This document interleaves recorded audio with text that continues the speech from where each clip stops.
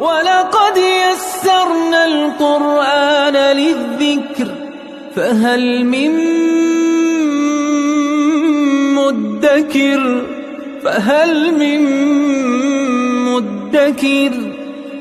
اعوذ باللہ من الشیطان الرجیم بسم اللہ الرحمن الرحیم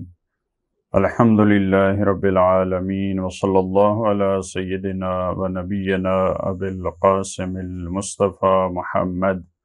وعلى آلہ الطیبین الطاہرین المعصومین اما بعد اعوذ باللہ من الشیطان الرجیم بسم اللہ الرحمن الرحیم كتب عليكم القتال وهو كره لكم وعسى أن تكرهوا شيئا وهو خير لكم وعسى أن تحبوا شيئا وهو شر لكم والله يعلم وأنتم لا تعلمون صدق الله العلي العظيم۔ سورہ بقرہ کی آیت نمبر 216 میں پروردگار عالم نے مشرکین سے اور کافرین سے قتال کا اور جنگ کا حکم بیان کیا ہے۔ قرآن کریم میں دو قسم کے لفظ موجود ہیں، ایک قتال کا لفظ ہے اور ایک جہاد کا لفظ ہے۔ جہاں پہ جہاد کا تذکرہ ہے وہاں پہ جان کے ساتھ جہاد، مال کے ساتھ جہاد کا تذکرہ ہے۔ کہیں پہ فرمایا اللہ کی راہ میں جہاد کرو، کہیں پہ فرمایا اپنے اموال کے ساتھ، اپنی جانوں کے ساتھ، لہٰذا وہ ایک عام لفظ ہے۔ اللہ کی راہ میں جو بھی انسان کوشش کرتا ہے، علمی جہاد بھی ہو سکتا ہے، قلم کے ساتھ بھی جہاد ہو سکتا ہے، تلوار کے ذریعے بھی جہاد ہو سکتا ہے، مال کے ذریعے بھی جہاد ہے، لیکن قتال کا لفظ یہ جنگ کے لیے استعمال ہوا ہے۔ اس آیت میں بھی پروردگار عالم نے بہت ہی خوبصورت لفظ اس کے لیے استعمال کیا، جس سے اس کی اہمیت کا پتہ چلتا ہے، اور بہت سارے احکام قرآن کریم میں جن کو واجب کیا گیا، پروردگار عالم نے ان کے لیے یہی لفظ کتبہ کا استعمال کیا۔ کتب علیکم القصاص، کتب علیکم الصیام، یہ جہاد کے لیے بھی، اللہ کی راہ میں لڑنے کے لیے بھی کتب علیکم القتال۔ کتبہ کا ویسے معنی ہوتا ہے لکھ دیا گیا۔ احکام میں، تشریع امور میں جو فقہی احکام ہیں ان کے لیے جب یہ لفظ استعمال ہوتا ہے کتب علیکم، تو اس کا مطلب ہوتا ہے تم پہ لکھ دیا گیا، یعنی تم پہ واجب قرار دیا گیا ہے۔ لیکن بعض دفعہ یہی لفظ تکوینی امور میں، کائنات کے امور میں، خود پروردگار عالم کے لیے استعمال ہوتا ہے، تو وہاں پہ پروردگار کے فیصلے کے لیے استعمال ہوتا ہے۔ جیسا کہ پہلے بھی عرض کیا، کتب ربکم علی نفسہ الرحمہ، تو وہاں پہ جو پروردگار عالم نے اپنے اوپر رحمت کو فرض کیا، اس کا مطلب یہ شرعی حکم نہیں ہے، یہ فقہی حکم نہیں ہے کہ جیسے یہاں ہم پہ واجب ہوتا ہے، کوئی چیز حرام ہوتی ہے، کوئی سنت اور مستحب ہوتا ہے، کوئی کام مکروہ ہوتا ہے، مباح ہوتا ہے، پروردگار عالم کے لیے اس طرح سے نہیں ہے۔ لہٰذا جہاں پہ تشریع امور ہیں، جہاں پہ شرعی احکام ہیں، وہاں پہ یہ لفظ راہ خدا میں لڑنے کے لیے بھی یہی استعمال ہوا ہے۔ کتب علیکم القتال، تم پہ لکھ دیا گیا ہے قتال، اللہ کی راہ میں جہاد کرنا، لڑنا۔ وَهُوَ كُرْهٌ لَكُمْ، اور یہ قتال کا حکم تمہیں ناپسند ہے، تم پر ناگوار ہے۔ ایک لفظ قرآن کریم میں کرہ کا استعمال ہوا ہے اور ایک لفظ کرہ کا استعمال ہوا ہے۔ کرہ اس سختی اور مصیبت اور مشقت کو کہتے ہیں جو خود انسان اپنے اندر محسوس کرے، لیکن کرہ جو طوعاً او کرہن کا لفظ قرآن کریم میں استعمال ہوا، کرہن اس سختی کو کہتے ہیں جو باہر سے انسان پہ مسلط ہو۔ یہاں پہ فرمایا قتال تم پہ لکھ دیا گیا، وَهُوَ كُرْهٌ لَكُمْ، وہ تمہیں ناپسند ہے۔ کیوں ناپسند ہے قتال؟ کیونکہ اس میں جان کو خطرہ ہوتا ہے، مال کو خطرہ ہوتا ہے، اس میں بدامنی ہوتی ہے، بہت ساری مشکلات ہوتی ہیں، گھر کو چھوڑنا پڑتا ہے، شہر کو چھوڑنا پڑتا ہے، اس وجہ سے وہ تمہیں ناپسند ہے۔ ایک اور بھی اس کا معنی کیا جا سکتا ہے، وہ وَكُرْهٌ لَكُمْ، مسلمانوں کی اور مومنین کی جو رأفت اور رحمت کی حص ہے، وہ اجازت نہیں دیتی کہ وہ انسانوں کو قتل کریں، وہ انسانوں سے لڑیں، وہ ان کا خون بہائیں۔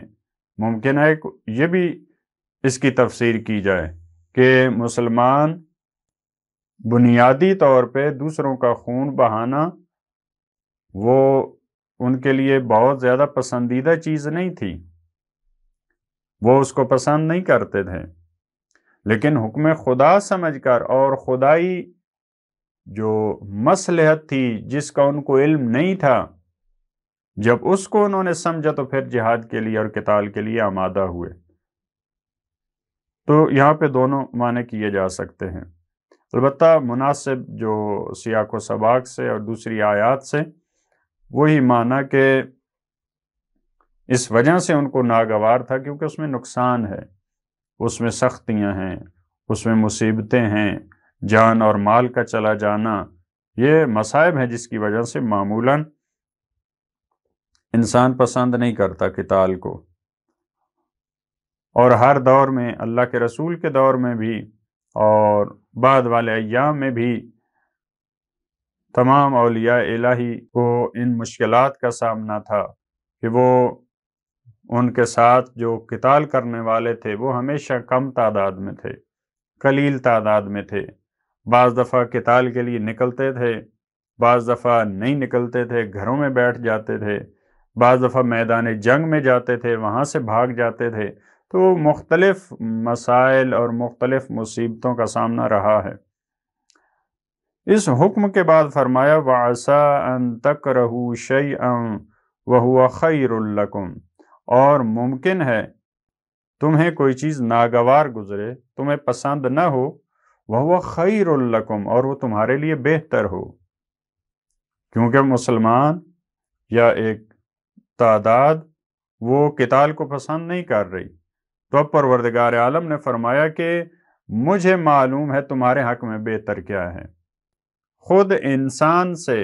انسان کا خالق بہتر انداز میں جانتا ہے کہ اس انسان کے لیے کس چیز میں بہتری ہے، کس کام میں اس کا نقصان ہے۔ البتہ یہ سیاق و سباق اس کا قتال اور جنگ ہے، لیکن یہ ایک بہت بڑا اصول ہے زندگی کا، تمام امور میں، تمام احکامات میں۔ یہ ایک ایسا اصول ہے جو انسانوں کی ساری زندگی پہ محیط ہے اور حاکم ہے، کہ ممکن ہے ہم ایسی چیزوں کو، ایسے احکام کو پسند نہ کر رہے ہوں لیکن وہ ہمارے حق میں بہتر ہو۔ لہذا فرمایا وَعَسَىٰ أَن تَكْرَهُوا شَيْئًا وَهُوَ خَيْرٌ لَكُمْ، تمہیں ممکن ہے ایک چیز ناپسند ہو، تمہیں ناگوار گزر رہی ہو، تمہاری ذہن کے مطابق، تمہاری فکر کے مطابق وہ اچھی نہ ہو، لیکن وہ تمہارے لیے بہتر ہو، یہ مجھے علم ہے۔ وَعَسَىٰ أَن تُحِبُّوا شَيْئًا وَهُوَ شَرٌّ لَكُمْ، پھر ایک دوسرے پہلو کی طرف بھی اشارہ کیا، وہ بھی خوبصورت ہے، اور ممکن ہے تم ایک چیز سے محبت کر رہے ہو، تم ایک چیز کو پسند کر رہے ہو، وَهُوَ شَرٌّ لَكُمْ، اور وہ تمہارے لیے بری ہو، وہ تمہارے لیے خطرناک ہو، وہ تمہارے لیے نقصان دہ ہو۔ لہٰذا یہ عام معمولاً بھی انسانوں کی زندگی میں ایسا ہوتا ہے، انسان بعض دفعہ دعاؤں کے ذریعے بھی بعض چیزوں کی تمنا کر رہے ہوتے ہیں، طلب کر رہے ہوتے ہیں کہ خدایا یہ مجھے دے، لیکن خدا نہیں دے رہا ہوتا، تو انسان سمجھ رہا ہوتا ہے کہ میری دعا قبول نہیں ہو رہی، خدا شاید مجھ سے ناراض ہے، میں اتنے اچھے اعمال کر رہا ہوں پھر بھی میری دعائیں، میری یہ جو آرزویں ہیں پوری نہیں ہو رہی۔ تو یہی اصول ان تمام معاملات پہ حاکم ہے کہ ممکن ہے تم سمجھ رہے ہو کہ تمہارے لیے یہ اچھی چیز ہے لیکن وہ تمہارے لیے بری چیز ہو۔ دونوں دیکھے، دونوں پہ وَعَسَىٰ أَن تَكْرَهُوا وَعَسَىٰ أَن تُحِبُّوا، دونوں پہ پروردگار عالم نے عسا کا لفظ استعمال کیا۔ یہ دونوں میں اس طرح کا امکان ہے، فقط بری چیزوں میں نہیں، اچھی چیزوں میں بھی ایسے ہیں۔ پھر اس کو اور ایک بہتر انداز میں سمجھانے کے لیے، علم الہی کو سمجھانے کے لیے، اس کی قدرت کو اور حکمت کو سمجھانے کے لیے فرمایا وَاللَّهُ يَعْلَمُ، اور اللہ کو علم ہے، وَأَنْتُمْ لَا تَعْلَمُونَ، اور تمہیں علم نہیں ہے۔ یعنی پروردگار عالم کا جو احاطہ ہے، وہ جس چیز پہ محیط ہے، اس کا علم جو اتنا وسعت والا ہے، وہ تمہارا علم نہیں ہے۔ لہٰذا تمہیں اس کے علم کے سامنے، اس کے ارادے کے سامنے، اس کی حکمت اور تدبیر کے سامنے تمہیں سر جھکانا ہے۔ واللہ یعلم وانتم لا تعلمون، اس کو علم ہے کہ قتال اور دشمن سے لڑنا کتنا مفید ہے تمہارے لیے، تمہارے علم میں نہیں ہے۔ لہذا فقط قتال میں نہیں، فقط جہاد میں نہیں، فقط لڑنے میں نہیں، بلکہ تمام زندگی کے امور میں ایسے ہیں۔ پروردگار عالم کو جن چیزوں کا علم ہے انسان کو علم نہیں ہوتا۔ لہذا ہمیں دعا کرنی چاہیے کہ پروردگار عالم ہمیں یہ توفیق دے کہ ہم اس کے علم کے سامنے، اس کے ارادے کے سامنے، اس کی قدرت اور حکمت کے سامنے سر جھکا سکیں۔ اللہم صلی علی محمد و آل محمد۔